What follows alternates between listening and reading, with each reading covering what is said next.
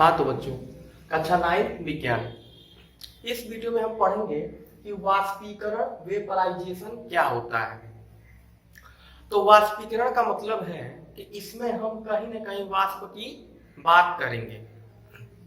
तो वाष्पीकरण क्या होता है, तो सबसे पहले मैं आपको ये बताना चाहूंगा कि आपको पिछले वीडियो में बताया भी गया था कि कोई पदार्थ ठोस है तो द्रव में परिवर्तित हो रहा है, द्रव है तो गैस में परिवर्तित हो रहा है। इसका मतलब क्या है कि कोई पदार्थ एक अवस्था से दूसरे अवस्था में परिवर्तित हो रहा है, तो इसका मतलब ये है कि या तो उसे ऊष्मा दिया जा रहा है, ठीक है।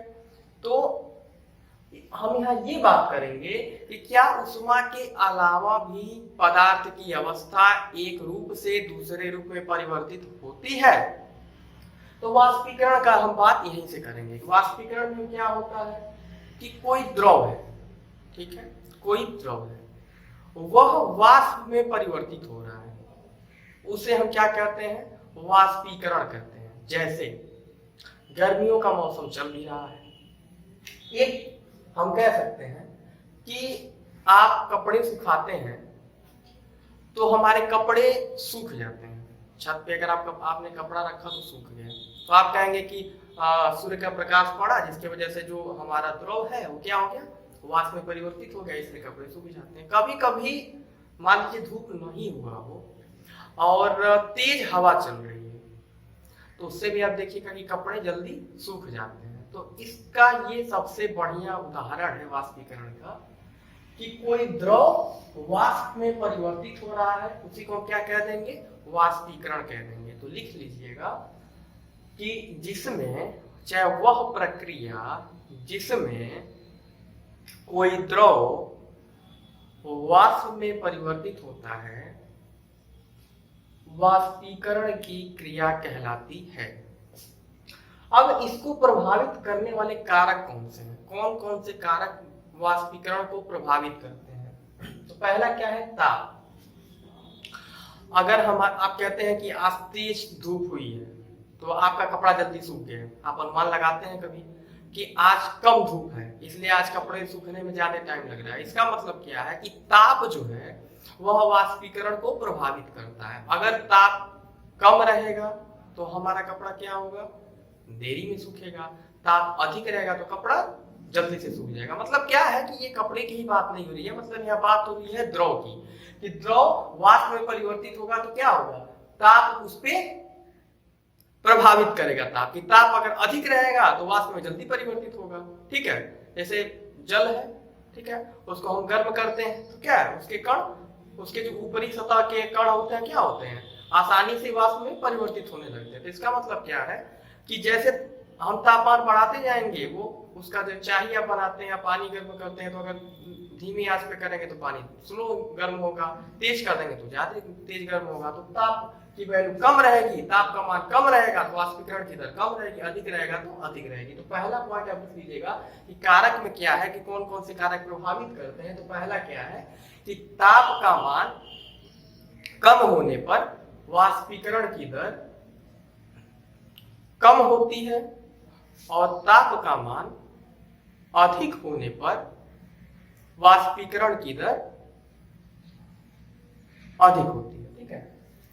उसके बाद क्या है, दूसरा क्या रहा, तेज हवा। जैसे वही बात जो अभी मैं पहले ही बोल चुका हूँ कि तेज हवा चल रही है तो क्या हो जाएगा, तेज हवा चलेगा तो जो कण है, जैसे आप कहते हैं कि तेज हवा में हमारे कपड़े जल्दी सूख गए, तो मान लीजिए जो कण है वो क्या होगा, एक दूसरे से जल्दी से टकराएंगे, यानी इनकी गतिज ऊर्जा बढ़ेगी। यही ताप में भी हम बात करते हैं कि जो कण हमारे जब तापमान बढ़ाएंगे तो क्या होगा, एक दूसरे कण क्या होंगे, अधिक पास पास आएंगे, तेजी से अपने पास पास आएंगे, एक दूसरे से टकराएंगे, उनकी टकराने की जो गति होगी वो क्या होगी, अधिक हो जाएगी। तो यही बात होती है कि ताप बढ़ाने पर क्यों वाष्पीकरण की दर अधिक हो जाती है, कि जो उस द्रव के कण होते हैं वो एक दूसरे के पास जल्दी से आते हैं, उनकी भी टकराने की जो संभावना होती है वो प्रबल हो जाती है, जल्दी जल्दी टकराने लगती है, इसी वजह से इनकी गति ऊर्जा बढ़ जाती है। तो आप चाहे तो लिख सकते हैं कि अधिक होती है, क्योंकि उसमें आगे जो इसमें पहले बोला कि गतिज ऊर्जा का मान बढ़ जाता है। ऐसे इसमें भी लिख लेते हैं कि तेज वायु में कपड़े जल्दी सूख जाते हैं क्योंकि द्रव के कण एक दूसरे से जल्दी टकराते हैं, जिससे गतिज ऊर्जा का मान बढ़ जाता है, ठीक है, तो ये था वाष्पीकरण। डिफिनीशन पूछ देता है कि वाष्पीकरण क्या है, इसको प्रभावित करने वाले कारक बताइए। दूसरा कह रहा है कि वाष्पीकरण के कारण शीतलता कैसे होती है। शीतलता एक वर्ड आया वाष्पीकरण, आप जान ही गए कि कारण यानी वाष्पीकरण के कारण शीतलता कैसे होती है। शीतलता का मतलब क्या है, ठंडा से हम ले सकते हैं, जैसे हम ठंडा महसूस करते हैं। तो इस पे एक आपको क्वेश्चन भी दिया है कि गर्मियों में हम सूती कपड़े पहनते हैं, ठीक है। तो गर्मियों में हम सूती कपड़े पहनते हैं, तो क्यों पहनते हैं, ताकि हमें गर्मी क्या हो, कम हो, ठीक है। तो इसीलिए इसका इसमें एक क्वेश्चन दिया था, गर्मियों में सूती कपड़े इसीलिए पहनते हैं। अब जैसे आप सोचते होंगे कि हमारे शरीर में पसीना हो रहा है, ठीक है, वो फिर सूख भी जा रहा है। इसका मतलब क्या है कि अगर हम सूती कपड़ा पहनेंगे तो वो हमारा जो पसीना है वो जल्दी सूख जाएगा। इसका मतलब क्या है कि जो पसीने के कण होते हैं वो जल्दी से द्रव क्या है, वाष्प में परिवर्तित हो जाते हैं। तो वहां से हम ये चीज समझेंगे कि वाष्पीकरण के कारण शीतलता कैसे होती है। आप देखिए पसीना होता है, उसके बाद अगर हवा चल रही हो तो आपको ठंडा महसूस होता है। इसका मतलब क्या है कि आपको शीतलता का अनुभव हो रहा है। जहां ठंडा का अनुभव हो वहीं क्या हो जाएगा, शीतलता का अनुभव हो जाएगा। तो वही है कि वाष्पीकरण के कारण शीतलता कैसे होती है। तो आप कह सकते हैं कि गर्मियों में सूती कपड़े पहनते हैं, जिसके वजह से जब हमारे अंदर जब पसीना कम होता है, अगर हम हवा चल रही है वहां अगर हम खड़े हैं तो क्या हो जाएगा, हमें ठंडे का अनुभव होगा। तो वही शीतलता की बात हो जाएगी, ठीक है। देख लीजिए अभी आपके बुक में पीछे ये दिया हुआ है, तो मैं सोचा आपको नोट करवा दूं कि कुछ राशि है जिसका मात्रक दिया हुआ है, ठीक है। जो प्रमुख राशि है, तापमान का मात्रक क्या होता है, केल्विन होता है। मतलब तापमान को हम किसमें मापते हैं, ठीक है, तो वो केल्विन हो गया। लंबाई को किसमें मापते हैं, मीटर। जैसे आप कपड़ा लेने जाते हैं तो क्या होता है, आपको कपड़ा देके कहता है 1 मीटर कपड़ा लगेगा, शर्ट सिलवाना या पैंट सिलवाना। ये नहीं कहता है कि 1 लीटर कपड़ा लगेगा, 1 किलो कपड़ा लगेगा। तो वही चीज है, जैसे चीनी लेने जाते हैं तो कहते हैं हमको 1 केजी दे दीजिए, आधा केजी दे दीजिए। तो लंबाई का मात्रक मीटर है, भार का मात्रक न्यूटन है, आयतन का मात्रक मीटर है, दाब का मात्रक पास्कल है। इसको आप नोट कर लीजिएगा। आज ये पहला चैप्टर आप लोगों का समाप्त हो गया। इसके बाद हम अभ्यास प्रश्न करेंगे।